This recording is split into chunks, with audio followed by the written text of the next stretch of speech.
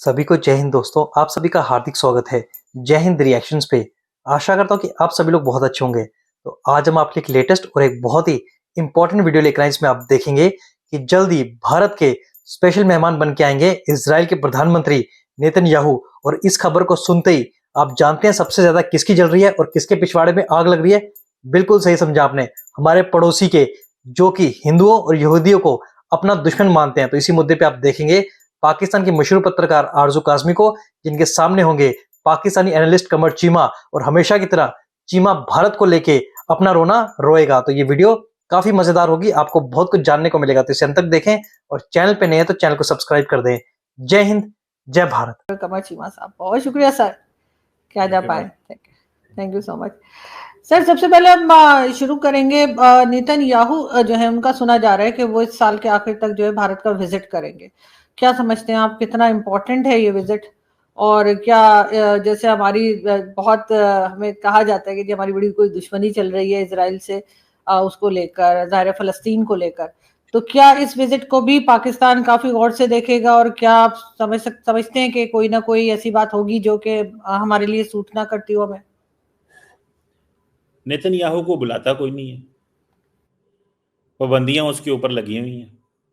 दुनिया के जिस मुल्क में जाए इंटरनेशनल क्रिमिनल कोर्ट उसको पकड़ लेगी वहां पे। अभी मैं देख रहा था वो कनाडा के वजीर आजम ने कह रहे थे कि अगर हमारे मुल्क में आया तो हम तो गिरफ्तार कर लेंगे भाई इसको।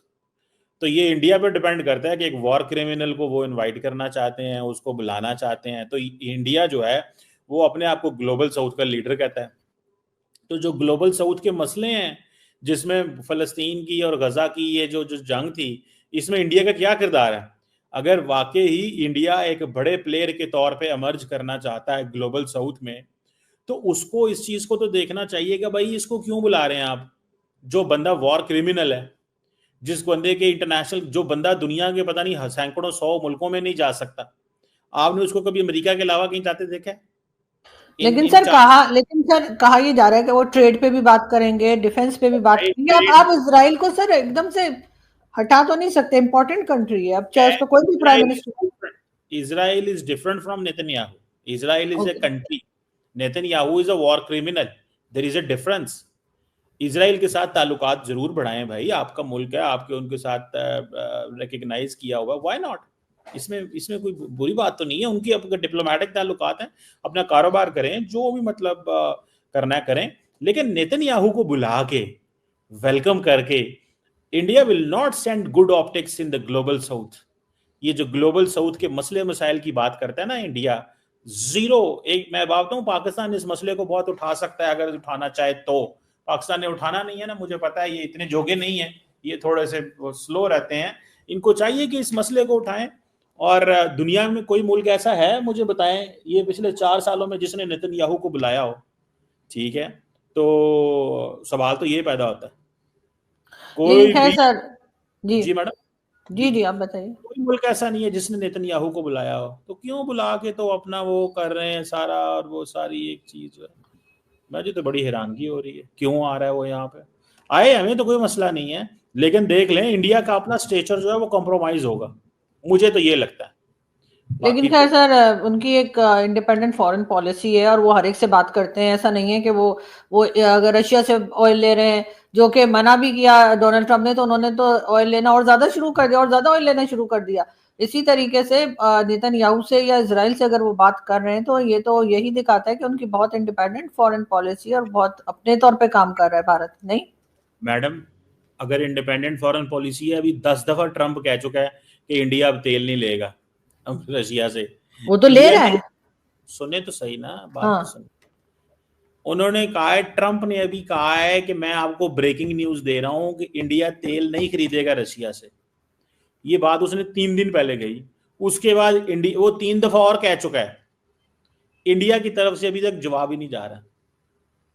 मतलब किसी सियासतदान ने, इंडिया के एमईए ने जवाब दिया है, और वो भी इस तरह का जवाब दिए, समझ ही नहीं आई जवाब क्या है, सवाल क्या है, जवाब क्या है। मतलब वो जिस तरह डिप्लोमेटिक आंसर होते हैं, मतलब बात भी कर दी है और समझ भी नहीं आई बात क्या की है। तो अगर पॉलिटिशियन ने बात की है अमेरिका के अंदर आपकी फॉरेन पॉलिसी के बारे में, तो पॉलिटिशियन दे जवाब भला। मैं कहता हूं इंडिया बहुत आजाद मुल्क है। भाई बहुत बड़ा आजाद मुल्क है। हम अक्सर पाकिस्तान की बात करते हैं, ओ जी फलाना मुल्क हमें दबा रहा है, ये कर रहा है। भाई हम तो चलो ठीक है, माड़े हैं, गुलाम हैं, छोटे हैं, सारा कुछ है। इंडिया को कहीं जवाब दे के दिखाए, ट्रंप को जवाब दे के दिखाए कि हाँ मोदी साहब के कि हाँ मैं तेल खरीदूंगा रशिया से। तुम कौन होते हो और कोई हमें डिक्टेट नहीं कर सकता। आवाज नहीं निकल रही मैडम, आवाज और पंजाबी कहते हैं सब बंद होए है एज ए फॉरेन पॉलिसी। तुसी कहंदे लेकिन सर मैंने तो सुना है उन्होंने ऑयल ज्यादा लेना शुरू कर दिया जब से ट्रम्प ने कहा कि नहीं ले सकते, तो उन्होंने जो क्वांटिटी वो ले रहे थे उस क्वांटिटी को बढ़ा दिया है। हर बार सर जरूरी तो नहीं होता ना कि आप जबानी कलामी जवाब दें, आपका एक्शन भी तो बताता है कि आप दूसरे की बात नहीं सुन रहे। देखें बिल्कुल सही है, और खरीदें, और जितना खरीदते हैं उससे और खरीदें। मेरा ये मसला ही नहीं है। मेरा तो मसला ये है कि ट्रंप ने कहा इंडिया तेल नहीं खरीदेगा, इंडिया के किसी लीडर ने जवाब ही नहीं दिया उसका। सर इस काबिल ही नहीं समझा होगा ट्रंप को कि ट्रंप को जवाब दे। दोस्तों भारत का नाम सुनते ही जब ये पाकिस्तानी रोते हैं ना और चीमा का कीमा बनता है तो सच बताऊं बड़ा ही मजा आता है, दिल को ठंडक पहुंचती है। और चीमा ने क्या कहा कि भारत को इजराइल के प्रधानमंत्री को नहीं बुलाना चाहिए। अबे इजराइल भारत का वो पक्का दोस्त है जब पूरी दुनिया ने भारत से मुंह फेर लिया था तब सिर्फ इजराइल काम आया था और तुम्हारी ठुकाई हुई थी। और कहीं ना कहीं बांग्लादेश बनने में इजराइल का भी हाथ था। शायद वो मार चीमा को याद आ गई, इसलिए चीमा जो है वो बिन बिन आ रहा है। और तुमने क्या बोला कि इजराइल के प्रधानमंत्री को कोई इन्वाइट नहीं करता, सिर्फ अमेरिका बुलाता है। हाँ वही अमेरिका जहां पे तुम्हारा वजीर आजम जाके ट्रम्प का पिछवाड़ा और ट्रम्प के जूते चाटता है, तुम्हारा फील्ड मार्शल जो है वो वहां जाके भीख मांगता है, वही अमेरिका ना। हाँ उसका भी सच्चा यार है इजराइल, ये बात याद रखना। तब तो तुम अमेरिका के खिलाफ कुछ नहीं बोलते। तुमने नेतन्याहू को क्या बोला, वॉर क्रिमिनल। मैं तुम्हें बताता हूँ चीमा दुनिया का सबसे बड़ा वॉर क्रिमिनल कौन है, वो है तुम्हारा फील्ड मार्शल आसिम मुनीर, जिसके हाथों कई हजारों लाखों अफगानियों का कत्लेआम हो रहा है। और इजराइल पे उंगली उठाने से पहले कभी इजराइल की पासपोर्ट की वैल्यू और अपने पासपोर्ट की वैल्यू को कंपेयर कर लेना, खुद ही शर्म आ जाएगी, मुंह से कोई शब्द नहीं निकलेगा। और क्या तुम सिखाओगे भारत को फॉरेन पॉलिसी? चीमा हद में रहो और औकात में रहना सीखो। चलो दोस्तों चीमा की एक बात तो सही है, चीमा ने यह बात तो एक्सेप्ट की कि भारत कोई भी कदम उठाए पाकिस्तान की तरफ से कोई आवाज नहीं निकलेगी। पाकिस्तान की औकात ही नहीं है कि भारत के खिलाफ कोई मसला वो उठा सके। बाकी चीमा भारत से इतनी जलन तुम्हारे लिए सही नहीं है, जलन भी अपने औकात के बराबर वालों से करनी चाहिए, अपने बाप से नहीं। और अच्छा तुमने क्या बोला कि भारत का जो जवाब था, जो डिप्लोमेटिक आंसर था, वो तुम्हें समझ नहीं आया। चीमा उसको समझने के लिए दिमाग चाहिए, उसको समझने के लिए किताबें और जियोपॉलिटिक्स की नॉलेज चाहिए। तुम्हारी तरह मदरसे का मौलवी डिप्लोमेसी को नहीं समझ सकता। और जरूरी नहीं है कि बार बार कीचड़ में पत्थर मारा जाए। अगर भारत ने अमेरिका और ट्रंप को कोई जवाब नहीं दिया तो तुम्हें इतनी बात समझ में आ जानी चाहिए कि no response is also response. पर पाकिस्तान कहां समझेगा, जो हमेशा बीक पे चलता है, दूसरों से डॉलर्स मांग के अपने देश को चलाने की कोशिश करता है। वो तो इस इंतजार में रहता है कि अमेरिका उसे पुचकारे और वो दुम हिलाता हुआ अमेरिका और ट्रंप के पीछे जाए। उन्होंने ऑयल और ज्यादा खरीदना शुरू कर दिया तो वही जवाब हुआ ना सर, जवाब वही हुआ ना कि जब उन्होंने या तो ऑयल लेना बंद कर देते और ज्यादा लेना शुरू कर दिया। सुने आपको अपॉइंट करना चाहिए उन्हें, आप उनसे अच्छे जवाब दे लेती हैं, ठीक है।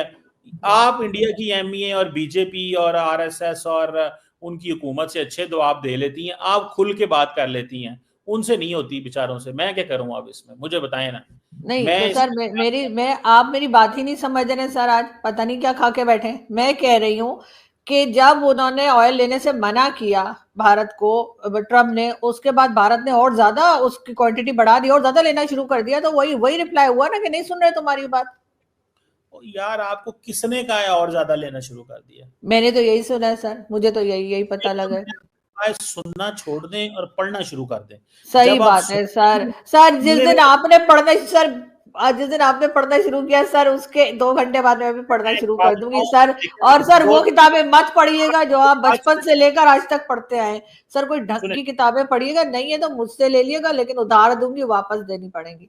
लेकिन सर कोई ढंग की, देखिए जो किताबें आपने पढ़ी है ना, मैंने वो नहीं पढ़नी।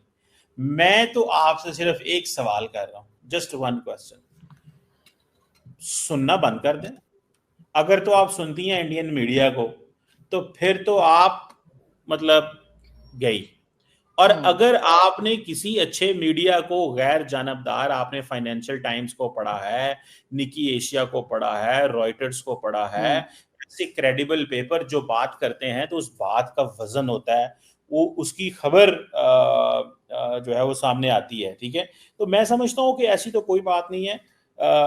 इंडिया जो है वो अगर ज़्यादा तेल खरीद रहा है तो पता चल जाएगा, लेकिन मेरे कागज़ों में तो ये समझ है कि अभी वो पता ही कोई नहीं है वो क्या कर रहे हैं। दोस्तों कभी-कभी मुझे चीमा जैसे जाहिल पाकिस्तानियों पे हंसी भी आती है और इन पे कभी-कभी तरस भी आता है।